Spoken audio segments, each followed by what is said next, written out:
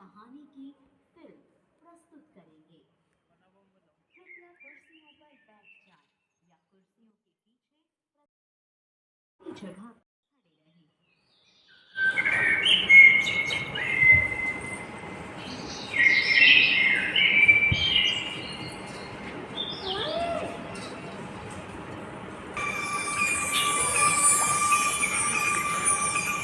मानव जाति हमेशा अपने बारे में सवाल करती रही है। यही हमें अद्वितीय बनाता है। पिछले 150 सालों में हमने जाना कि हमारे अस्तित्व के राज हमारे पैरों तले हैं। जमीन में दफन, आदिम उपकरणों और जीवाश्म हड्डियों में। हमें ऐसे सुराग सबसे ज्यादा अफ्रीका से मिलते हैं। वैज्ञानिकों टुकड़े, खोपड़ी के हिस्से, आदिम उपकरणों के आकार वाले पत्थर, ये सभी एक ही निष्कर्ष की ओर इशारा करते हैं कि मानव समान विशेषताओं वाले प्राणी सबसे पहले अफ्रीका में ही रहते थे। हम मानव समाज का अध्ययन, उत्खनन और उससे प्राप्त वस्तुओं के विश्लेषण के जरिए करते हैं। हाल में विज्ञान की प्रगति ने हमारे विश्लेषण को मदद दी है। कार्बन डेटिंग और अन्य तकनीक से हम किसी वस्तु की आयु जान सकते हैं। अब हम पुरानी हड्डी के टुकड़ों से डीएनए हासिल कर इसकी तुलना अन्य लोगों से कर सकते हैं। करीब 50 लाख साल पहले मानव वंश वृक्ष विभाजित हो गया। आधे वानर के रूप में विकसित हुए, जैसे हमारे करीबी आनुवंशिक संबंधी चिंपैंजी, जबकि अन्य हमारे आरंभिक पूर्वज के रूप में विकसित हुए। एक अहम खोज से पता चलता है कि कब वानर इंसानों की तरह हो गए। रात में जीवाश्मित उनके पैरों के निशान बताते हैं कि पूर्व मानव वानरों का एक समूह ज्वालामुखी की छाया में चला था।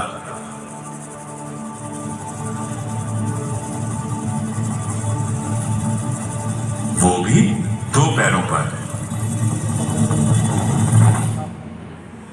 हम इन्हें ऑस्ट्रेलोपिथेकस या दक्षिणी बंदर कहते हैं। हम नहीं जानते कि ये 2 पैरों पे कैसे चलने लगे। कुछ वैज्ञानिकों का मानना है कि उन्होंने सीधा होना तब सीखा जब जलवायु बदलने लगी और खुले मैदानों ने जंगलों की जगह ली। कारण चाहे जो, 4 पैरों की तुलना में 2 पैरों पर खड़े होने के कई फायदे थे। इससे वे दूर तक देख सकते थे और हाथों का इस्तेमाल खाने और बच्चों को पकड़ने के लिए कर सकते थे। इस परिवर्तन में लाखों साल लग गए और कई प्रजातियां अधिक स्थिर होकर चलने लगी। इस प्रक्रिया में उंगली से पकड़ने की क्षमता खत्म हो गई। उनके निचले अंग पैर बन गए और ऊपरी अंग हाथ। उनके दिमागों के आकार और जटिलता बढ़ने लगी। वे बंदरों की क्षमता से परे जाकर सोचने लगे। शायद किसी आदि मानव ने यूं ही पत्थर से भाले को मारा होगा और वो टूट गया, और जितनी बार उन्होंने ऐसा किया, उनकी याददाश्त बढ़ती गई।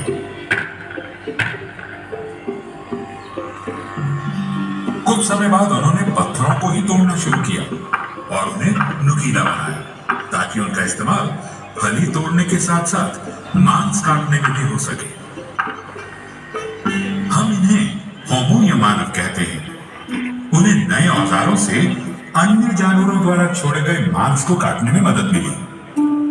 मांस खाने से उन्हें अधिक प्रोटीन मिलने लगा।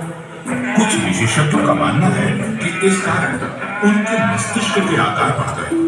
उनकी तादाद बेशक कम रही होगी, मगर वे परिस्थितियों से अनुकूल होने में वानरों से अधिक सक्षम थे और वे अफ्रीकी जंगल वाले इलाकों से बाहर जाने लगे। आदि मानव को मांस की तलाश में वहां जाना पड़ता था जहां अन्य शिकारी थे। लगभग 20 लाख साल पहले होमो की एक नई प्रजाति उभरने लगी। होमो इरेक्टस सीधे खड़े होकर दूर तक चल सकते थे और इस प्रकार खतरों से भी बच सकते थे।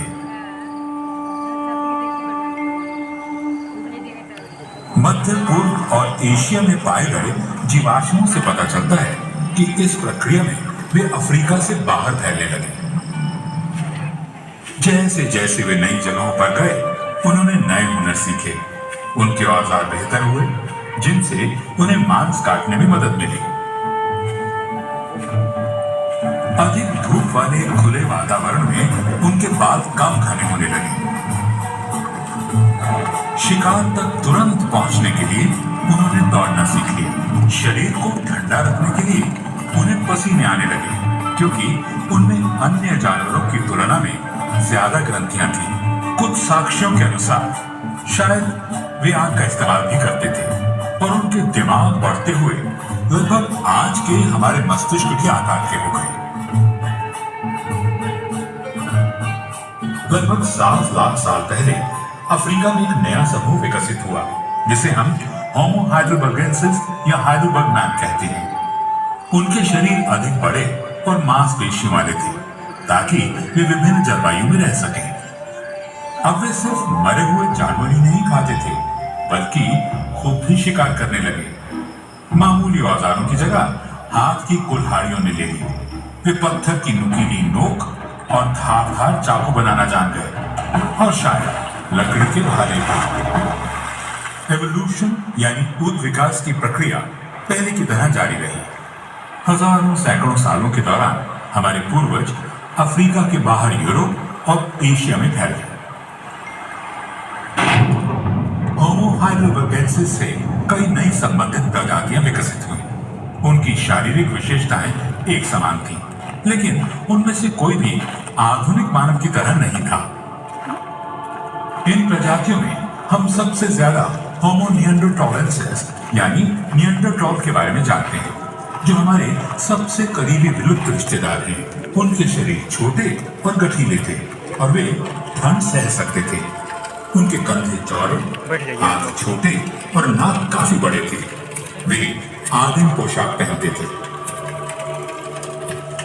वे पहले से बेहतर औजारों का इस्तेमाल करते थे, और पत्थर काटने से पहले औजार का आकार तय कर लेते थे। वे शायद किसी आदिम भाषा में बातचीत करते थे, और सबसे महत्वपूर्ण बात यह कि उन्होंने आग जलाना और उसका इस्तेमाल करना सीख लिया था। हमारे पास निएंडरथॉल के समय के पुरातत्विक प्रमाण ज्यादा है। निएंडरथॉल की जीवाश्मिक हड्डियों के फ्रैक्चर और जख्मों से हमें पता चलता है कि इनके जीवन मुश्किल भरे थे। लेकिन ऐसे भी उदाहरण हैं जिनसे पता चलता है कि उनकी उम्र लंबी भी हुआ करती थी। निएंडरथॉल और उनसे संबंधित प्रजातियों का लाखों साल तक अफ्रीका के बाहर दबदबा था। वे यूरोप से इंडोनेशिया तक अलग अलग वातावरण को सहते हुए सफलतापूर्वक रह सकते थे।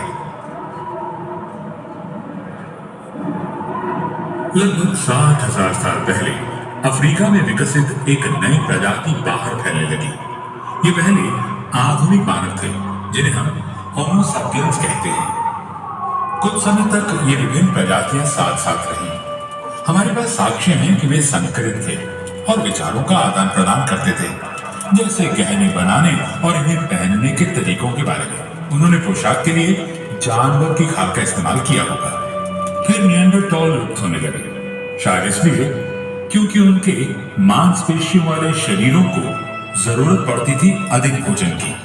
आधुनिक मनुष्य लंबे लेकिन कम वजन के थे। उनके बच्चे देर से व्यस्त होते थे, इससे उन्हें विकसित होने और सीखने के लिए ज्यादा समय मिलता था। उनमें चिंतन की क्षमता आ गई थी। वे निएंडरथॉल की तुलना में बेहतर तरीके से शिकार और भोजन इकट्ठा कर सकते थे। उन्होंने हैंडल युक्त औजार, बेहतर भाले, छेद वाली सुई, हाथों और गहने बनाए। वे ठंडे मौसम में अनुकूल कपड़े पहनने लगे और पहली बार जूते का इस्तेमाल भी किया। उन्होंने प्रजनन के प्रतीक में महिलाओं की मूर्तियों की नक्काशी की, गुफाओं में चित्र बनाए और हाथी के दांतों या चिड़ियों की हड्डियों से बांसुरी बनाई। उन्होंने आग का अधिकतम प्रयोग और नियंत्रण करना सीखा। आदिम चूल्हों के पुरातात्विक खोजों से हमें पता चलता है कि वे पारिवारिक समूह में रहते थे। आग हर समय मौजूद रहती थी। उन्हें उससे गर्मी और रोशनी मिलती थी और जंगली जानवरों से बचाव भी होता था। उन्होंने ऐसी स्थितियां बनाई ताकि वे अपनी दुनिया के बारे में ज्यादा जान सकें। जीवन के बाद क्या होता है, ये होमो सैपियंस के लिए एक बड़ा सवाल था। 1 लाख साल पहले मध्य पूर्व में साफ सफाई के लिए मरे हुए लोगों को दफनाया जाता था। हो सकता है अन्य क्षेत्रों में मुर्दों को जलाया जाता होगा, जिस कारण पुरातत्वविदों के पास इसकी कोई सबूत नहीं है। तकरीबन 40,000 साल पहले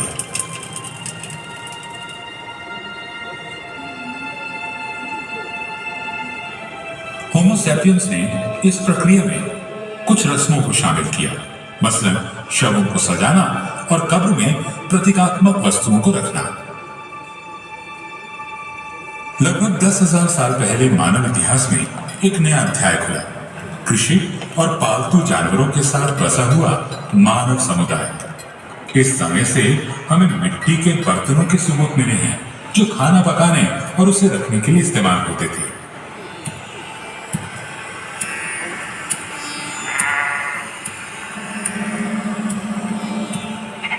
बिल्कुल वैसे ही हमें सबूत मिले बुनी हुई टोकरियों के।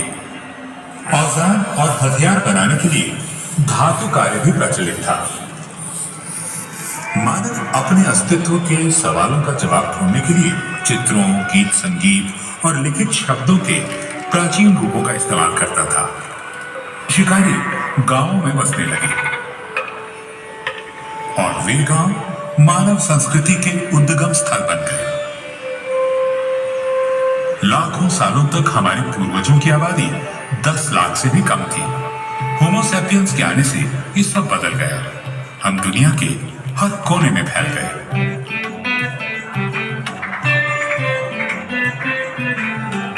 जैसे जैसे मानव आबादी बढ़ती और फैलती गई, स्थानीय समूह विकसित हुए और जैविक विविधता बढ़ी।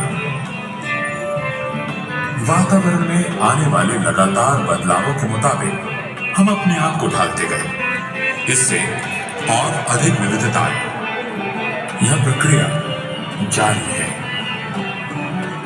मानव जाति निरंतर बदलाव की राह पर बढ़ रही है।